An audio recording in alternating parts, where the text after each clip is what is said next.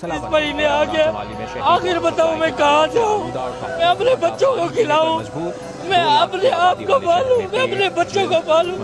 और 6 महीने हो गए, मेरे घर के बच्चे, मेरे 4 बच्चे हैं, उनको मैंने स्कूल से हटा दिए।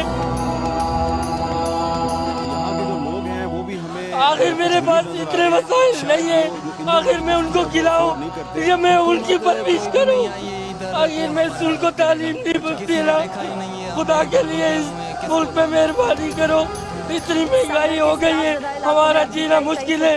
और मैं कई मरतबा दिन में सोचता हूँ खुदकुशी कर लूँ, इन बच्चों को मार दूँ, आखिर मैं कहाँ जाऊँ, मुझे कोई रास्ता लगाओ और मैं इन बच्चों को लेकर कहाँ जाऊँ। अभी तुम्हारी मेहरबानी, ये सारे मजदूर लोग पर मेहरबानी करो, मेरे जैसे कई लोग हैं जिनके घर में आटा नहीं है, ये नहीं है, इतनी महंगाई से बहुत तंग आ चुके हैं।